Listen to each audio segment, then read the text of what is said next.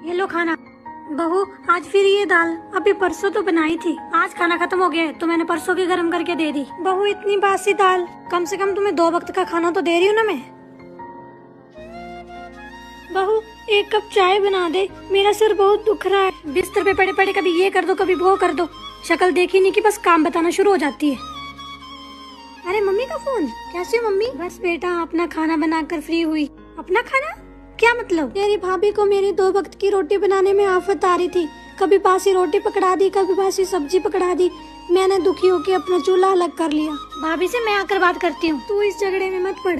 पर मेरी एक बात याद रखना, जैसा तेरी भाभी मेरे साथ कर रही है तू अपनी सास के साथ ऐसा मत करना। ठीक है मम्मी। हे भगवान, मैं अपनी माँ जैसी सास के साथ क्या कर रही थी। मम्मी जी मुझे माफ कर दो, मैंने आपके साथ बहुत बुरा व्यवहार किया है। कोई बात नहीं बेटा, एक माँ अपने बच्चों से कभी नाराज नहीं हो सकती। अरे बहू तुम्हारी सास कहाँ है? मम्मी जी किचन में है, खाना बना रही हैं। मम्मी जी आपकी सहेली आई हुई है। अरे वसुधा कैसी है? अरे पुष्पा तू खाना बना रही है? आंटी जी और बताइए, चाय लेंगे कि ठंडा? बहू मुझे सर्दी हो रखी है, तू चाय बना के ले आ। मम्मी जी जाइए मस्त अदरक डाल करके 2 कप चाय बना के ले आइए, एक मेरे लिए एक आंटी जी के लिए। ठीक है। अरे पुष्पा खाना भी तू बना रही थी, अब चाय भी तू बनाएगी? कस के रखा कर अपनी बहू को, तभी अकल ठिकाने आएगी। अरे कैसे कैसे, कुछ बोल के तो दिखाएं। मेरे बाप ने मुंह मांगा दहेज दिया है इनको, दहेज का ऐसा केस ठोकूंगी कि पूरी जिंदगी माँ बेटा जेल में चक्की पीसेंगे। अरे वसुधा तू चुप हो जा, मैं चाय बना के ले आती हूँ। नहीं तू रहन दे, मुझे एक जरूरी काम याद आ गया, मैं चलती हूँ। हेलो बहन जी, हमें माफ कर दीजिए, हमें कोई दहेज नहीं चाहिए, हमें बस आपकी लड़की चाहिए। दहेज लेकर अपने आप को बड़ा बताते हो, तुम्हें नहीं पता कि तुम अपना घर जलाते हो। क्यों देवरानी जी? जी दीदी बोलिए। मैंने सुना कल रात तुमने खाना नहीं खाया था। आपको किसने बताया दीदी? और कौन बताएगा? देवर जी ने बताया मुझे।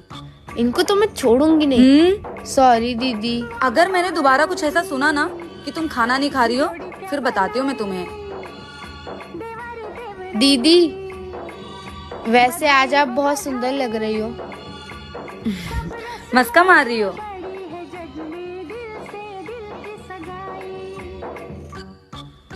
अरे देवरानी जी ये क्या कर रही हो?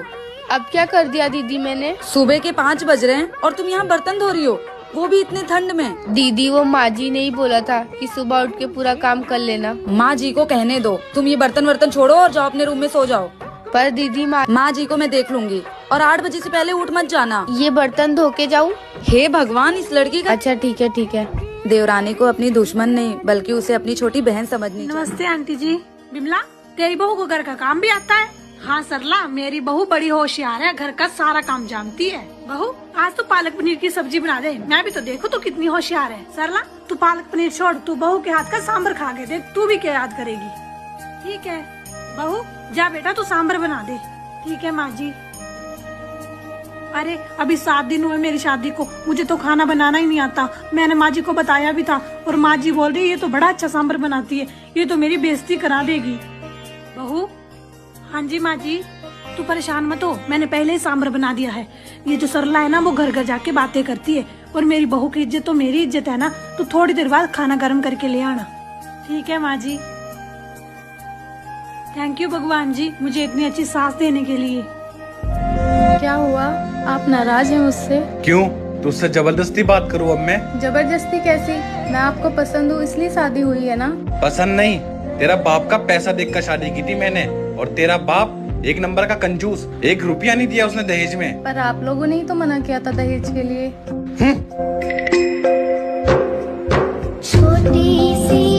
मम्मी जी ये इतना झगड़ा क्यों हो रहा है? तेरी वजह से। मेरी वजह से? मुझे तो आए हुए भी इस घर में 1 दिन भी नहीं हुआ। क्योंकि तेरे बाप ने दहेज नहीं दिया। आप लोगों ने तो कहा था हमें सिर्फ लड़की चाहिए, दहेज के नाम पे तो कुछ मांगा ही नहीं था।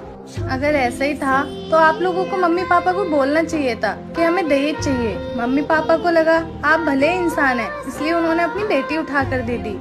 लेकिन उन्हें क्या पता था आप लोगों के खाने के दांत कुछ और दिखाने के कुछ और हैं। क्या लड़की की कीमत सिर्फ दहेज से गिनी जाती है? कमेंट बॉक्स में जरूर। भाभी आप इतने नर्वसनेस क्यों लग रहे हो? क्या बताओ दीदी, मुझे ये सब कपड़े में इचिंग हो रही है और मम्मी जी ने बोला पहन के ही रहना है। अगर मैं कपड़े निकालूंगी तो मम्मी जी मुझे बहुत डांटेंगी। भाभी आप टेंशन मत लो, मैं मम्मी से बात करके आती हूँ। ठीक है दीदी। माँ,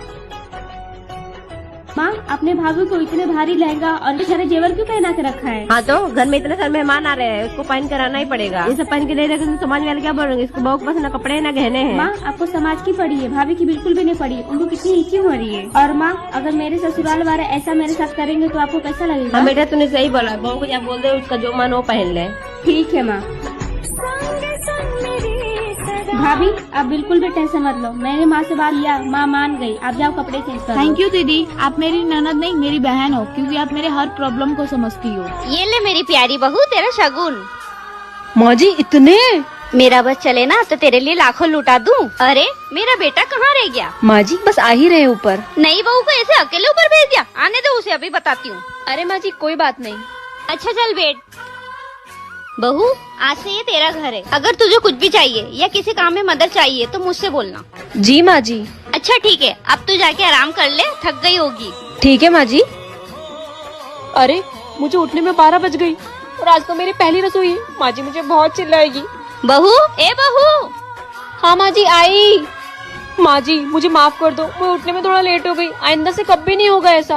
अरे अरे इतना घबरा क्यों रही है बहू? मैं समझती हूँ, अभी तुम्हें शादी की थकावट होगी इसलिए उठने में लेट हो गया होगा। माँ जी कितनी अच्छी है, मुझे डांटा भी नहीं। बहू कहाँ खो गई तुम?